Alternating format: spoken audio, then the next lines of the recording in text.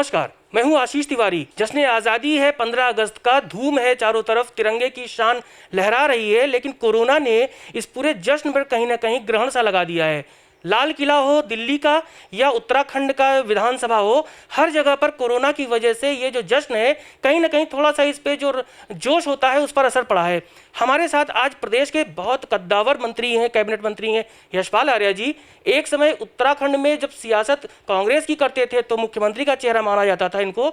आज ये बड़े ओहदे पर है, कैबिनेट में मंत्री हैं और त्रिवेंद्र सरकार में बड़े भरोसेमंद हैं। हम आपसे बात करेंगे सर, नेता का जो जीवन होता है वो जनता से जुड़ा होता है। बीते कुछ महीने आप जनता से दूर रहे, मजबूरी थी, कोरोना की वजह थी। कैसे बीता आपका पिछला 3-4 महीना? देखिए, जो कोरोना महामारी है वैश्विक में इसका असर दिखाई दिया है। पूरा विश्व प्रभावित है, हम भी इससे अछूते नहीं हैं। पिछले महीनों में जिससे लॉकडाउन के दौरान थोड़ा दिक्कतें अवश्य हुई, लेकिन एक संवाद हमारा बना रहा क्षेत्र की जनता से और उत्तराखंड की जो आवाम है उनसे एक रिश्ता संपर्क बना रहा है। और आज भी सोशल डिस्टेंसिंग की बात है, मास्क लगाने की बात है, तो उसको हमने सभी से हमारा अनुरोध है कि हम उसका अनुसरण करें, उसको फॉलो करें। गाइडलाइंस जो दी गई हैं भारत सरकार द्वारा या राज्य सरकार द्वारा, हमारी सरकार द्वारा, उसको निश्चित रूप से हमारे आम जन ने उसका पालन करना चाहिए, जिससे कि अपने जीवन को हम सुरक्षित रख सकें। क्षेत्र में ऐसा नहीं है कि क्षेत्र में हमारा जाना नहीं है, लेकिन थोड़ा ज़रूर व्यवहारिक कठिनाइयाँ आ रही हैं। जो हमारा लगातार एक संपर्क बना रहता था क्षेत्र से, आम जन से, उसमें थोड़ी कहीं ना कहीं बाधा पहुंची है। लेकिन उम्मीद है कि हम इससे उभरेंगे। आपके बारे में कहा था कि आप विधानसभा हो या सचिवालय में कम दिखते हैं, क्षेत्र में ज़्यादा आपकी लोकप्रियता है। लोग आपको मिलते हैं रोजाना। कई उनके ऐसे काम होते थे जो आपसे सीधे संपर्क में रहते थे, लेकिन बीते कुछ महीनों में वो दूरी बढ़ी होगी। उसको कैसे मैनेज किया आपने? सरकार का एक मैं हिस्सा हूँ, तो मेरी जिम्मेदारियाँ, सरकार के जो दायित्व है उनकी निर्वहन करने की भी मेरी जिम्मेदारी है। मैं चाहे विधानसभा में हूँ, जब भी आवश्यकता होती है, जब जरूरत होती है, निश्चित रूप से जो हमारी बैठकें हैं जिसका हम उन बैठकों के माध्यम से जो हम निर्णय लेते हैं उसका अनुपालन भी सुनिश्चित करना आवश्यक है। और देहरादून का मैं प्रभारी मंत्री भी हूँ, तो मेरी जिम्मेदारी और बढ़ जाती है। और दूसरी तरफ जो मैं कोई एक विधानसभा क्षेत्र से ज़रूर मुझे एक रिश्ता है अपने क्षेत्र से, क्योंकि वहाँ की महान जनता ने मुझे अवसर दिया है सेवा करने का और विधानसभा का प्रतिनिधित्व करने का, तो मेरी जिम्मेदारी और बढ़ जाती है। तो सरकार में एक अंग होने के नाते पूरे उत्तराखंड के परिप्रेक्ष्य में हमें काम करना है, सरकार की नीतियों का क्रियान्वयन कराना है, सरकार की जो हमारी विकास संबंधी योजना है उसको मूर्त रूप देना है। जो विकास जो हमारे समाज के जो हमारा गरीब तबका है, तो जो पात्र व्यक्ति हैं, जो समाज कल्याण द्वारा जो विभिन्न योजनाएं संचालित हो रही हैं, उसको भी जनता तक पहुंचाना है, उनकी जानकारी देना है और वो उसका अंतिम व्यक्ति तक उसका लाभ मिले। ये हमारी सरकार की भी जिम्मेदारी है और इस पर की भी जिम्मेदारी है। अच्छा, एक बात कही जाती है कि उत्तर प्रदेश में बसों का एक बड़ा विवाद आया कोरोना संकट में, लेकिन उत्तराखंड में नहीं आया। उत्तराखंड में आप परिवहन मंत्री हैं, आपने जो प्रवासी थे उनके लिए बसों की व्यवस्था हर जगह की। ऐसा क्या रहा कि आपने तो बसों की व्यवस्था कर दी और लोग आ गए? उत्तर प्रदेश में एक राष्ट्रीय स्तर का विवाद बसों को लेकर हुआ, मेरा परिप्रेक्ष्य प्रियंका गांधी से लेकर है। उस विवाद को आप कैसे देखते हैं और आपने यहाँ पर कैसे टैकल किया? देखिए, उत्तर प्रदेश बहुत बड़ा राज्य है। वहाँ के माननीय मुख्यमंत्री योगी आदित्यनाथ जी ने बहुत फैसले लिए हैं, जनहित में फैसले लिए हैं। तो बड़ा राज्य है, कहीं पर विस्तृत सके, कहीं पर एक मामले आ सकते हैं, लेकिन बदस्तूर उनका जो भी निर्णय रहे वो सराहनीय है। उन्होंने जनता के हित में फैसले लिए हैं।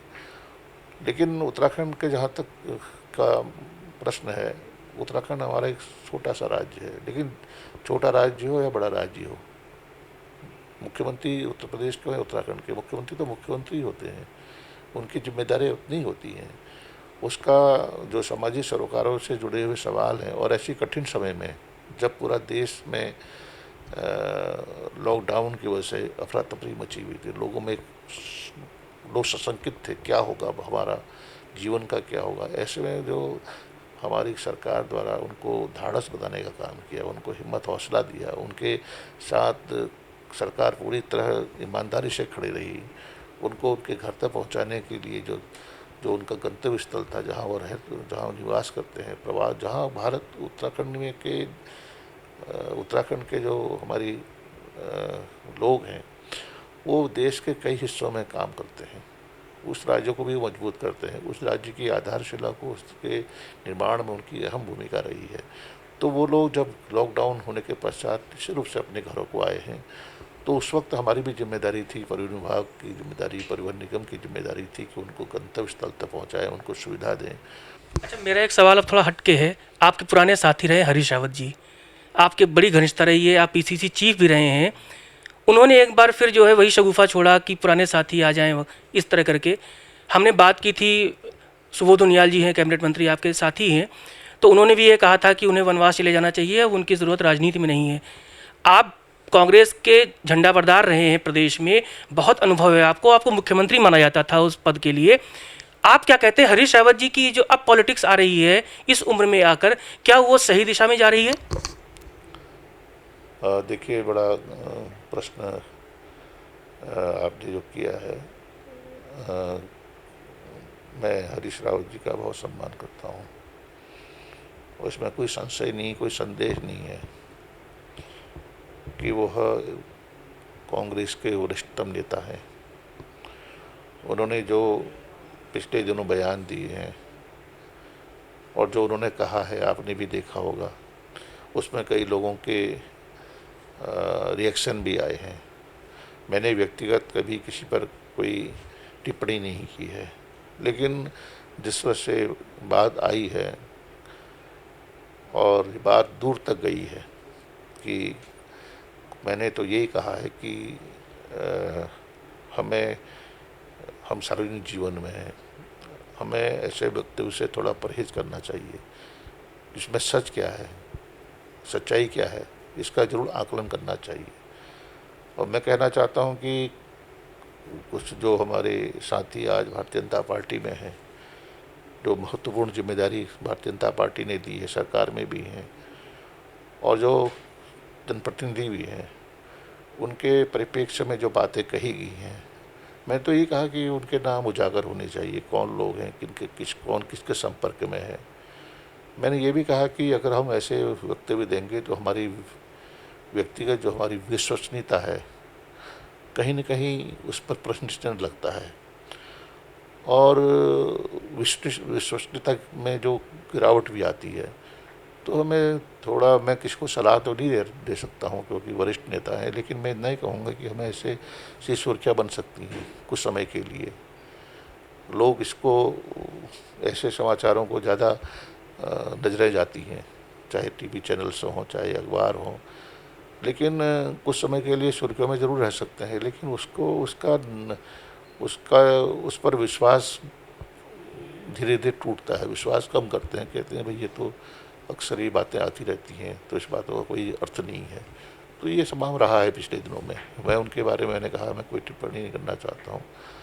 मैं व्यक्तिगत कभी मैंने किसी पर आक्षेप भी नहीं किया, लेकिन जब बस सवाल आता है तो कहना भी हमारे लिए, हमारे भी वो है कि हम भी उस बात का कहीं न कहीं, अगर किसी पर, हमारे साथी पर या हम पर कोई बात आती है तो उसका हमें प्रतिवाद तो कहना चाहिए, अपनी बात को कहने का सबको अधिकार है। अच्छा, पहाड़ पे आप कांग्रेस के कैप्टन रहे हैं, लेकिन अब जो हालत कांग्रेस की हो गई है खेमेबाजी को लेके, प्रीतम सिंह हो, हृदयेश हो, हरीश रावत जी हो, कष्ट होता है कि जिस पार्टी को आपने सींच कर इतना बड़ा किया, सत्ता में आपने उनको काबिज किया, आज वो पार्टी बिखरी बिखरी सी है। अब ये पुरानी बातें हैं, पुराने दौर की बातें हैं। मैं इस बारे में, उनके आंतरिक जो भी विवाद हैं या जो वर्चस्व की बात है, ये तो उनको तय करना है। मैं आज भारतीय जनता पार्टी का एक कार्यकर्ता हूँ और मेरी जिम्मेदारी है कि भारतीय जनता पार्टी के जो भी दिशा निर्देश हैं संगठन के, सरकार के, उसमें मेरी भागीदारी हो, उसको मैं कैसे एक अच्छे तरीके से, प्रभावी तरीके से मैं जनमानस तक पहुँचाऊँ, ये मेरा दायित्व है। और बाकी कांग्रेस का जो भविष्य है वो आप देख ही रहे हैं। अच्छा, आखिर में मेरा एक सवाल है कि यशपाल आर्य कैबिनेट मंत्री के रूप में जनता के बीच अब अगली कुछ दिनों में किन योजनाओं के साथ जा रहे हैं, किन किन नई योजनाओं के संग जा रहे हैं, क्योंकि मोदी जी कहते हैं डिजिटल इंडिया है ना, और लोकल को वोकल होना है, तो आपका मंत्रालय किस तरह से जनता के बीच अब उस पैमाने पर जाएगा? देखिए, इस वक्त जो स्थितियां हैं, हालात हैं, जो परिस्थितियां हैं, वो आप भली भांति उससे भिज्ञ हैं। और जो हमारे कल्याणकारी कार्यक्रम हैं, जैसा कि आपको मालूम है, हमारी सरकार ने महत्वपूर्ण कदम ही नहीं उठाए हैं प्रभावी तरीके से जनमानस तक पहुँचाने का काम किया है। माननीय मुख्यमंत्री ने जो स्वरोजगार योजना के माध्यम से जो उन्होंने हमारे प्रवासी जो युवा हैं, जो हमारे नौजवान हैं, उनके हाथों को रोज़गार देने के संदर्भ में काफ़ी अच्छी पहल की है। मुझे लगता है कि उसके दूरगामी परिणाम हमारे सामने होंगे। लोगों को रोज़गार देना हमारी प्राथमिकता में है। और निश्चित रूप से इस वक्त जो न हम अपनी बात को चंद लोगों तक कह पा रहे हैं, क्योंकि जो हालात हैं, सोशल डिस्टेंसिंग हमारे लिए सामाजिक दूरी बनाए रखनी है हमने, और जनता से नज़दीकी हम चाहते हैं कि उनके बीच में जाएं। जिस तरह के हालात हैं उससे थोड़ा समझ कर ही आगे बढ़ना होगा। लेकिन कुल मिलाकर सरकार पूरी मुस्तैदी के साथ, पूरी गंभीरता के साथ उन कार्यक्रमों को, उन योजनाओं को जनता तक पहुंचाने के लिए प्रतिबद्ध है। और हमारा लक्ष्य है कि आम जन को जो इस कोरोना जैसी कोविड-19 के बाद के वजह से जो दिक्कतें आ रही उसका हम उनको मदद कर सकें, हाथ हम बढ़ाएं, और सरकार का दायित्व है उसको हम निभाने की भरसक कोशिश कर रहे हैं। जय भारत टीवी से बात करने की बहुत बहुत शुक्रिया। देखिए, ये खूबी है यशपाल आर्य जी की कि किसी भी सवाल का जवाब देने से वो गुरेज नहीं करते हैं। हमने इनसे हरीश रावत जी से लेकर कांग्रेस के हालात तक बात किया और उन्होंने हर सवाल का जवाब दिया। इनका कहना है कि आने वाले दिनों में कोरोना संकट के बावजूद जो सरकार की योजनाएं हैं, जो इनके मंत्रालय की योजनाएं हैं, उसे जनता तक पहुंचाएंगे, ताकि जो ये चुनौती का दौर है इससे हम जीत सकें। देहरादून से प्रदीप बिष्ट के साथ आशीष तिवारी, जय भारत टीवी, देहरादून।